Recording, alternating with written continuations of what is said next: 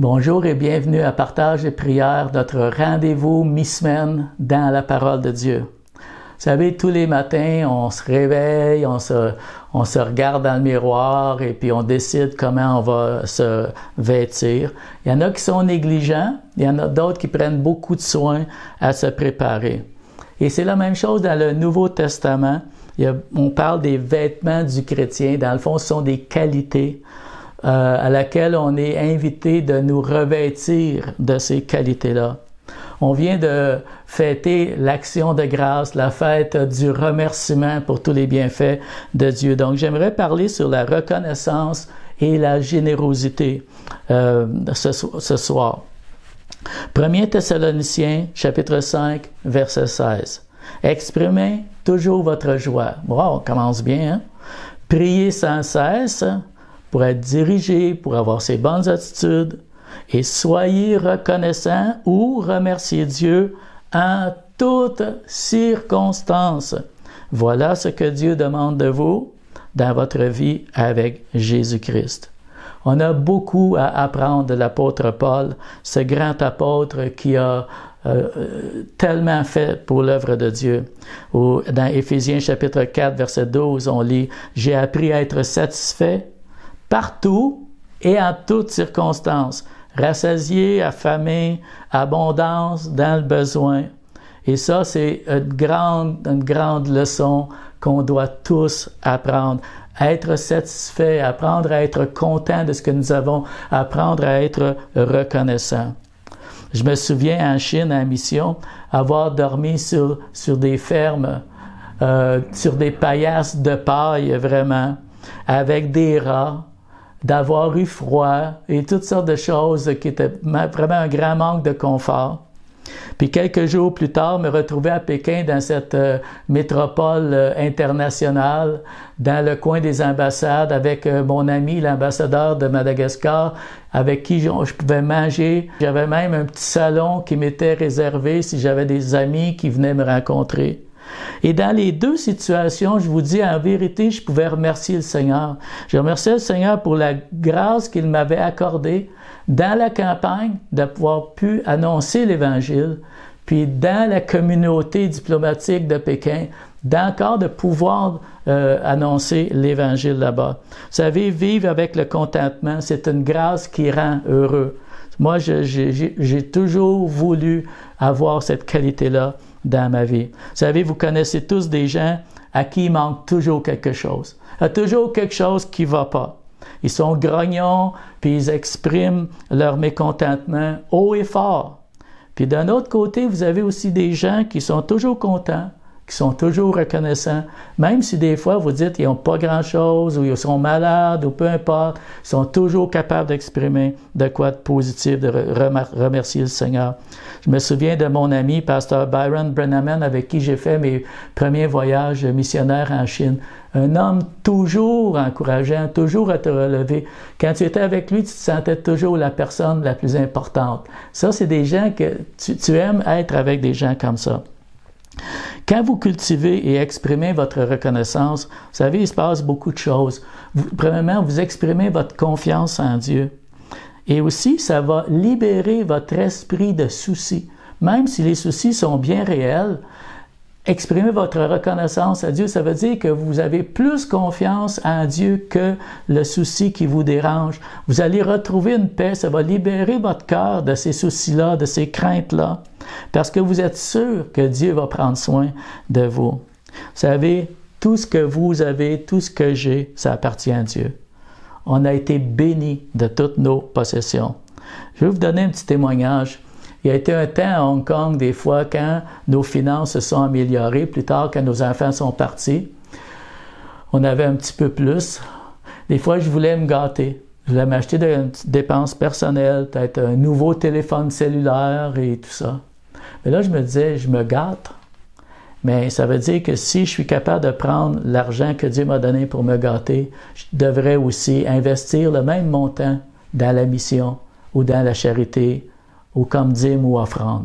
Et c'est ce que j'ai commencé de mettre en pratique. Je me gâte avec un montant, je donne l'équivalent de ce montant-là au Seigneur.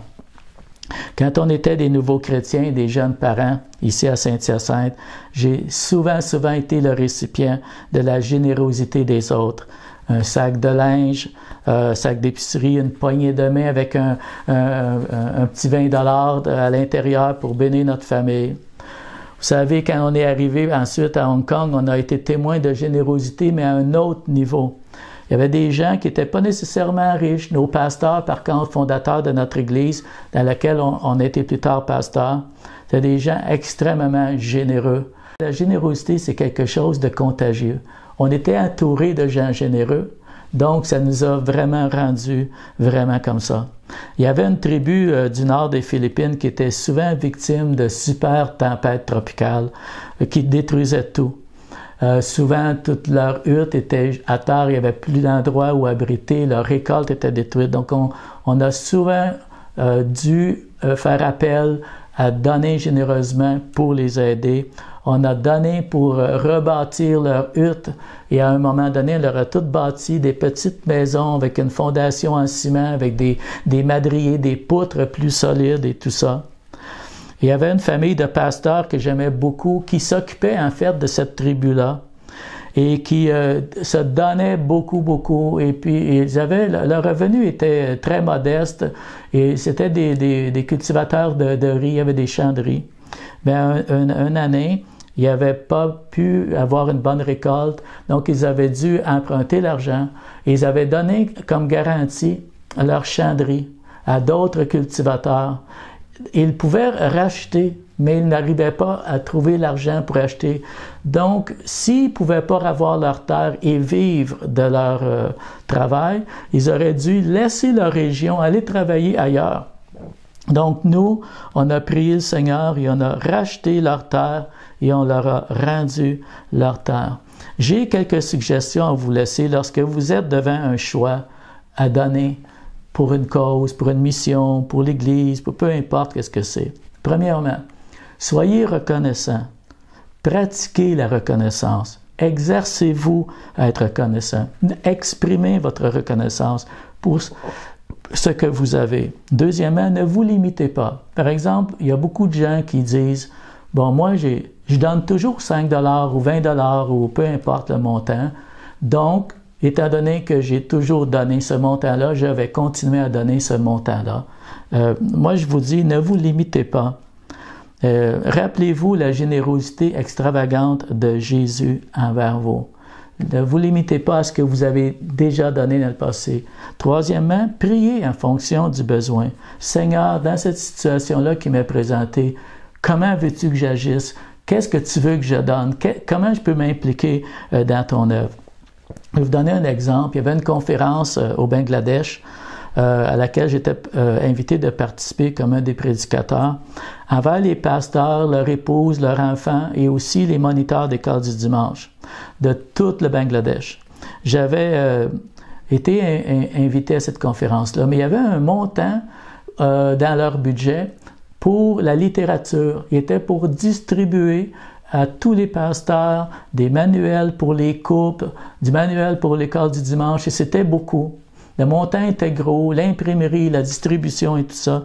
Donc, moi, j'ai prié, puis avec Brigitte, on s'est décidé d'intervenir, puis on dit, on couvre tout, à part de nos dépenses missionnaires, la nourriture, le transport, on veut participer, on veut bénir, on a couvert tous les coûts de production. Aux Philippines, quand nos missionnaires considéraient de s'approprier une terre pour bâtir une église, on faisait beaucoup de missions là-bas. Parfois, il y avait la terre, c'était une propriété qui avait hérité. Il restait à construire. D'autres fois, il fallait acheter la terre et construire. Donc, on parlait avec eux, on essayait de voir leur budget, ce qu'ils avaient, ce qui leur manquait. Et ensuite, on divisait tout ça je vais vous l'expliquer. Mettons, par exemple, ça prend tant de pièces d'acier pour le toit, la toiture, ça coûte tant. Les blocs de ciment, chaque bloc de ciment coûte tant. Les poches de ciment, ça coûte tant. L'électricité, la main-d'œuvre, les ouvriers qui vont être, ça coûte tant. On brisait tout en petits morceaux comme ça. Et quand on présentait aux chrétiens, on disait, voici, si vous voulez vous impliquer pour bénir cette nouvelle église, aider cette œuvre-là, voici, vous pouvez couvrir une portion Donc, c'était facile pour eux. OK, je veux acheter les chaises. Je veux payer l'électricité. Je veux donner pour qu'ils construisent une toilette adjacente à l'église. C'était plus facile de choisir comment donner. Et un des plus beaux passages qui exprime les résultats de la reconnaissance et de la générosité, c'est 2 Corinthiens chapitre 9, verset 11. J'aime beaucoup cette version ici, comment ça le dit. « Dieu vous rendra riche de 1000 manières, et vous pourrez vous montrer très généreux. Alors beaucoup remercieront Dieu pour ces dons que nous leur ferons de votre part. » Quel beau verset! Comment la générosité, c'est une bonne chose dans le royaume de Dieu. Quelques pensées en terminant sur ce sujet. Donner, ça exerce plusieurs bienfaits sur notre vie spirituelle. Donner selon la théologie biblique apporte une promesse de Dieu, une promesse de récompense. Il y a une récompense matérielle et terrestre, comme ça exprime dans Luc. Donnez et il vous sera donné une bonne mesure serrée, secouée, qui déborde. Mais il y a aussi la récompense éternelle, céleste, le trésor, l'investissement dans les cieux, un investissement que les voleurs ne peuvent pas voler, que la teigne ou la rouille ne peut pas corrompre. Donner, ça permet aussi c'est libérateur. Ça permet de surmonter l'appât du gain. Ça permet de surmonter l'attrait que l'argent a sur nous dans une société animée par la religion du profit. Toujours plus de profit, toujours plus de... Donc, donner, ça nous permet de contrôler ça, d'avoir une maîtrise de soi. Donner, ça purifie, ça nous libère de l'égoïsme, de la satisfaction du moi. Je vais vous donner un exemple. Quand Marie a dépensé ce parfum d'honneur très, très dispendieux envers Jésus, savez-vous que d'abord cet acte de dévotion de Marie a été mal vu et a été critiqué par les gens qui étaient là autour? Comment elle fait ça? Tu gaspilles ton argent, c'est extravagant ce que tu fais. Mais le Seigneur, lui, ne l'a pas critiqué. Le Seigneur, au contraire, l'a relevé. C'est ce que Jésus dit, si je vous le dis en vérité, partout où la bonne nouvelle sera prêchée, dans le monde entier, on racontera aussi en mémoire de cette femme ce qu'elle a fait. Vraiment, c'était un acte de dévotion qui a été considéré par les gens comme une dépense disproportionnée et insensée. Mais le Seigneur a vraiment loué son acte de dévotion. Êtes-vous un chrétien généreux ou désirez-vous le devenir? Vous savez, la générosité, ça commence ici, au niveau du cœur. Ça commence quand on va arrêter de se lamenter sur ce que nous avons pas, sur ce que ça coûte, ce que nous devons abandonner quand nous donnons. Et que plutôt qu'on va se mettre à se réjouir pour tous les bienfaits que Jésus nous a donnés quand il est venu dans notre vie. Vous savez, Dieu dit qu'il aime celui qui donne avec joie. Être une personne qui donne avec joie, c'est reconnaître que c'est Dieu qui fournit la semence, la compétence, les qualités de travail au semeur et le pain quotidien, et qu'il est capable de nous bénir, de nous enrichir spirituellement, même quand on donne, et encore davantage. Une personne qui donne avec joie, c'est une personne qui donne avec reconnaissance. Vraiment, une personne qui donne avec joie et reconnaissante pour toutes les occasions de participer à l'œuvre de Dieu. Ça crée ça, un désir d'être actif dans le royaume de Dieu, parce que le royaume de Dieu, ça appelle les pécheurs à la vie éternelle. Je termine avec une prière et ensuite on aura un chant pour nous inspirer. Père Céleste, merci pour ton amour extravagant qui a donné Jésus, ton Fils unique. Merci Seigneur Jésus, toi qui étais riche, tu t'es fait pauvre, tu t'es appauvri pour nous rendre riches de toutes tes bénédictions spirituelles. Merci Dieu, rends-nous généreux, extravagants, d'avoir une grande confiance, d'être reconnaissant, de donner, d'être une Église généreuse, d'être des gens qui s'occupent des autres. Rends-nous comme toi, Seigneur. Dans le nom de Jésus. Amen. Merci, Seigneur. Alors, quand vous allez vous habiller chaque matin, revêtez-vous de toutes ces belles qualités que Christ nous donne par son Saint-Esprit. Soyez alors bénis, passez une bonne semaine et à la prochaine.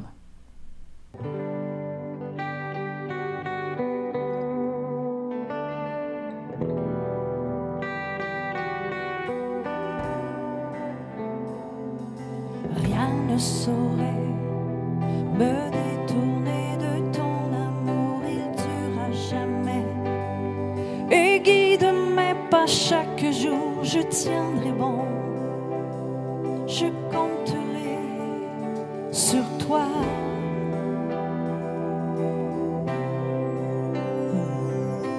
Rien ne saurait restreindre ta fidélité, ta grâce, je sais, m'entoure dans l'obscurité, je tiendrai bon, je